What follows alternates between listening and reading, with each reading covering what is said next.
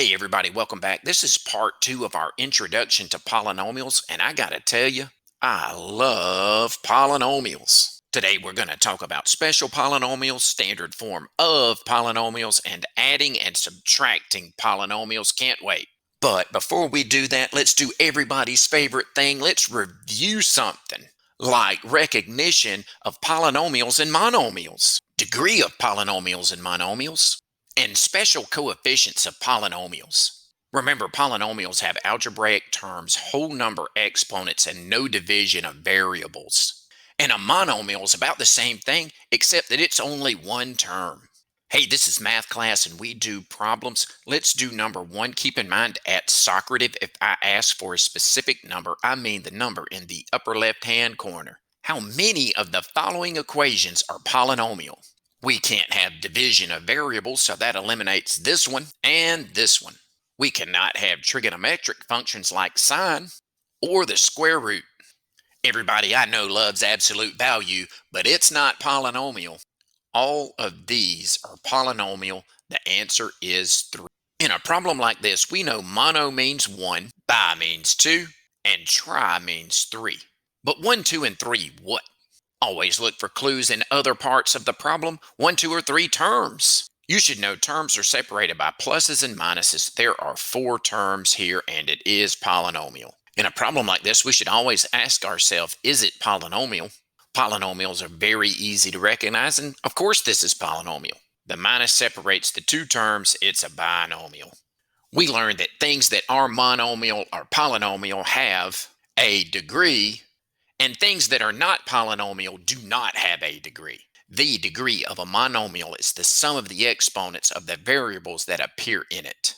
If a monomial is a single variable, the degree is the exponent. The degree here is 4 and the degree here is 1. If a monomial is multivariate or multivariable, like that one, you either count or add up the exponents. The degree here is 3. The exponents 2 and 3 add to be 5 here. In number 4, we want to start with g and ask ourselves, can we use the suffix nomial? Yes, we can, so the answer is not g. Since there is more than one variable, we add the exponents. 2 plus 1 is 3. Choice D. Same thing in number 5, start with g. Is it nomial? No, it is not, because -1 is not a whole number. The answer is g. The degree of a polynomial is the degree of the term with the largest degree. In these single variable polynomials, we just look at the exponents. The degree of this term is 3, the degree of this term is 4, the degree of this term is 1, and the degree of that term is 0. The term with the largest degree was 4. In this polynomial, the degree of this term is 6, and the degree of that term is 1. The degree of the whole thing is 6.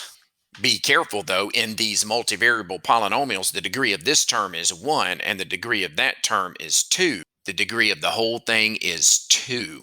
I like multivariate polynomials. They make me think. The degree of this term is 0, the degree of this term is 6, and the degree of this term is 4 plus 4, which is 8. The degree of the whole polynomial is 8. Number 6 is multivariate, which makes me smile. It is polynomial, so let's eliminate g. The degree of this term is 3. The degree of this term is 7. The degree of the whole thing is choice A, 7. Number 7 is not polynomial. That makes me sad because we have division of variables. The answer is G. Remember our special coefficients. Coefficients are the best. They are lead coefficients, quadratic coefficients, linear coefficients, and constant coefficients. The lead coefficient is the coefficient of the term with the largest degree. If a polynomial is in standard form, then the lead coefficient will be first. The lead coefficient here is -1. A term of degree 2 is called quadratic. Therefore, the coefficient is called the quadratic coefficient. This is the degree 2 term right here. The quadratic coefficient is 7. Likewise, a term of degree 1 is called linear. The coefficient is called the linear coefficient. This is the degree 1 term right here. Its coefficient is -1. A term of degree 0 is called constant. This is the constant term right here. Its coefficient is 9. Number 8, which polynomial has a lead coefficient of -4 and a linear coefficient of 5? These polynomials are awfully nice because they're in standard form, so these are the lead coefficients.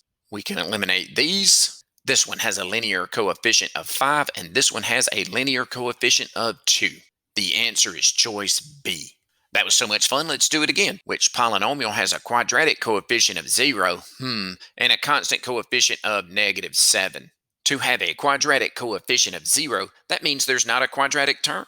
So we can eliminate this answer and this answer. Choice D is the only one with a constant of -7, and that is the answer. We are here today to talk about these concepts. Let's talk about two kinds of special polynomials.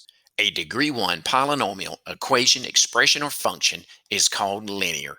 It always hurts me real bad when somebody can't recognize something that's linear. So let's play this game. Number 10. How many of the following functions are linear? For something to be linear, it has to be polynomial. Sine is not polynomial. And neither is a negative exponent because it's not a whole number. This is degree 2, and so is this. Everything else is linear. The answer is 4. You might be thinking, well, what about this one? This one's not degree 1, it's degree 0. And I would say, hey, the y counts. Its degree is 1, therefore it counts. A degree 2 polynomial equation, expression, or function is called quadratic. And it also makes me real sad when somebody can't recognize something that's quadratic. So let's do number 11. How many of the following equations are quadratic? For something to be quadratic, it has to be polynomial, and sine isn't polynomial. Neither is the square root or that -2 exponent. This term's degree 3. Let's get rid of that. This equation is linear because it's degree 1. Everything left is quadratic. The answer is 3.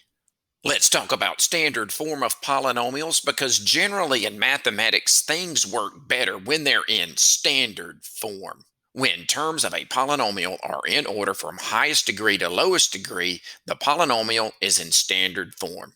We like to say the exponents are in descending order.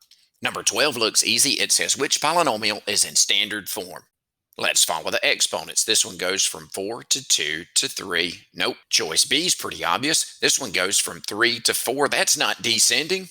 I like choice C so far. It goes from 5 to 4 to 2 to 0 to 1. Nope. Choice D goes from 3 to 2 to 1 to 0.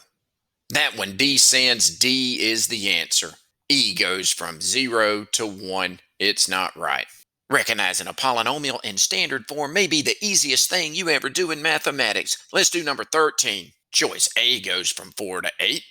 B goes from 3 to 4 to 1. C goes from 5 to 3 to 0 to 1. D goes from 3 to 1 to 2. It must be choice E. It is. It goes from 2 to 0. E is the answer. Number 14 says write the following polynomial in standard form. You should know we put this term first because it's the highest degree. X to the second power goes next as plus 12x to the second. Then we write the linear or degree 1 term plus 5x. Finally, we put the constant minus 4. You want to be sure that if a term is negative, it stays negative, and if a term is positive, it stays positive. Since we are typing this result into Socrative, let's head over there to learn how to type it in. Here we are at Socrative, where we are typing in the result to number 14. Let's pay attention to these directions. Use caret to denote exponents and do not hit the space bar. So we're going to type in -x caret 3 plus 12x caret 2 plus 5x minus 4. Don't hit the space bar and you will get it right. Number 15 is the same thing, which we now know how to do. The highest degree term is 4x to the 5th. The next highest powered term is -10x to the 3rd. The quadratic term is next plus 5x squared. This polynomial makes me sad because it doesn't have a constant, but it does have a linear term and it's last. So we write -7x. We want to finish up the day by adding and subtracting polynomials. Let's do addition first. In number 16, we're adding two polynomials, which just boils down to like terms. We could align these polynomials vertically, but you don't want to align the terms like this. You want to align like terms. There's only one x to the 3rd term, so it's written in the answer. These two terms add to be -4x squared. There is only one linear term. That makes me sad, but let's bring it down as plus 4x. These two constants add to be -13, so we write -13. You know how to type this result into Socrative. Don't hit the space bar. And number 17, let's don't write the polynomials vertically, and you decide which way you like to do it best. There are 2x to the third terms, and they add to be negative 5x to the third. There are also 2x squared terms, and they add to be positive 9x squared. There is only one linear term, so we bring it down as minus 5x. There are two constants, and they add to be negative 32. Let's finish up the day by subtracting polynomials. You have to be careful. This subtraction means that we subtract all the pieces, and the negative has to be distributed. If you need to think of it as distributing a -1, then do that. Let's bring this polynomial down. Let's distribute the -1 as negative x squared minus 6x minus 3.